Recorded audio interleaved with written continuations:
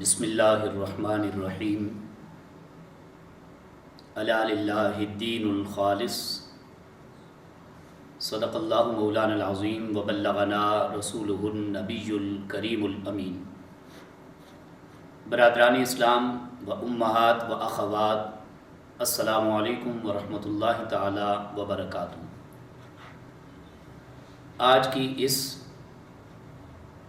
خیر کی اور نفع کی نشست مبارکہ کے اندر جس عنوان کے تحت آپ کے سامنے گفتگو پیش کی جا رہی ہے وہ عنوان ہے اخلاص کی برکات۔ اخلاص کا پہلے بنیادی معنی دیکھنا چاہیے کہ اخلاص کہتے کس چیز کو ہے۔ یاد رکھیں کہ ایسا عمل کہ جس میں صرف للہیت کا عنصر غالب ہو، جس کو خدا کی رضا کے لیے پیش کیا جائے اور عمل میں لایا جائے، ایسے عمل کو، ایسے کام کو، ایسی قوت کو اور ایسے فعل کو اخلاص کہتے ہیں۔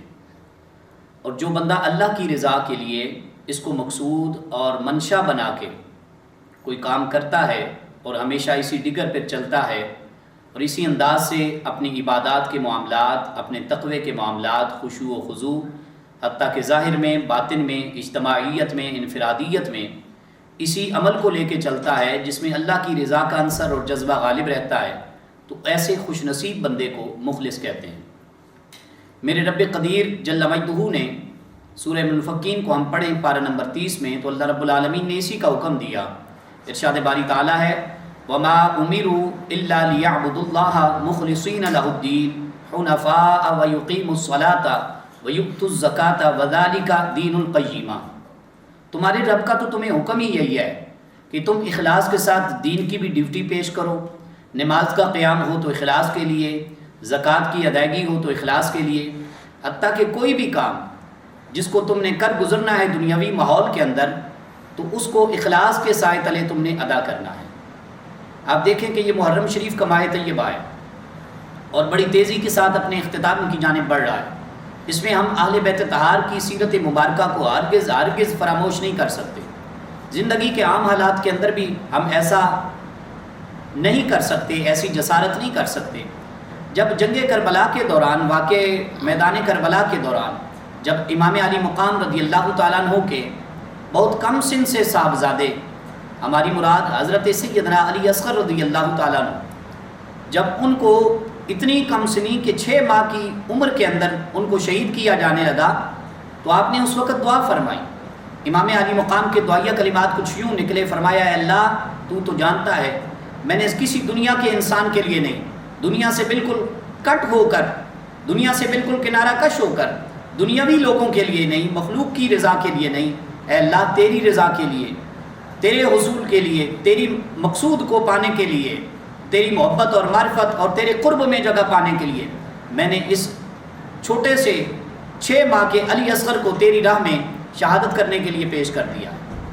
اے اللہ پاک میں نے اس کو اگر یتیم ہونا ہے اس کا پسند کر لیا ہے تو اس میں بھی تیری رضا موجود ہے۔ تو آپ دیکھیں کہ علی اصغر رضی اللہ تعالیٰ عنہ کی شہادت یا واقع کربلا کے میدان کے اندر اترنا، ان سب کے اندر امام علی مقام رضی اللہ تعالیٰ عنہ کا مقصود اللہ کی رضا تھا، اور اس میں اللہ پاک نے پھر آپ کو صلہ اور بدلہ کیا دیا دنیاوی اعتبار سے کہ آپ کو سید الشہداء کا مقام اور مرتبہ عطا کیا گیا۔ اکابرین کو ہم دیکھتے ہیں، سلف و صالحین کو دیکھتے ہیں تو حضرت سہیل تستری رضی اللہ تعالیٰ عنہ کا نام مبارکہ آتا ہے۔ آپ یہاں تک فرماتے ہیں تیری اگر حرکت ہو تو تب بھی وہ اللہ کی رضا کے لیے ہو، یعنی اس میں بھی اخلاص کا عنصر اور عمل پایا جانا چاہیے۔ اور اگر تم کہیں رک جائے، تھم جائے، کہیں تیری چہل قدمی، تیری حرکات و سکنات ختم ہو جائیں تو یہ رکنا بھی تیرا اللہ کی رضا کے لیے ہونا چاہیے۔ حضرت جنید بغدادی رضی اللہ تعالیٰ عنہ سے کسی نے پوچھا حضرت اخلاص کس عمل کو کہتے ہیں؟ آپ نے فرمایا جس میں اللہ کی رضا موجود ہو۔ کہا جانے لگا اس کی کوئی مثال؟ تو آپ نے فرمایا کہ ہر وہ عمل جو فرشتے سے بھی چھپا کر کیا جائے، جو شیطان سے بھی چھپا کر کیا جائے، اس عمل کو اخلاص والا عمل کہتے ہیں۔ حضرت فرشتے سے تو نہیں چھپایا جا سکتا، اس کی تو قلم کے نیچے وہ عمل جو بھی کیا جانے والا کام ہے، چاہے وہ نیک ہے چاہے وہ بدکاری والا ہے، وہ تو تحریر زیر قلم آ ہی جاتا ہے، تحریر میں آ ہی جاتا ہے۔ آپ فرمانے لگے لیکن انسان کی کوشش یہاں تک ہونی چاہیے میں فرشتے سے بھی چھپا کر جب اللہ کو راضی کرنا چاہتا ہوں تو پھر اللہ کی رضا کے لیے مجھے اسی کو پیش نظر رکھنا ہے. فرشتے کو میں نے نہیں دکھانا, میں نے شیطان کے لیے عمل نہیں کرنا, میں نے تو رب رحمان کے لیے عمل کرنا ہے. حضرت معاذ بن جبل رضی اللہ تعالیٰ عنہ رسول اللہ صلی اللہ علیہ وسلم کے دربار اقدسہ میں پہنچتے ہیں.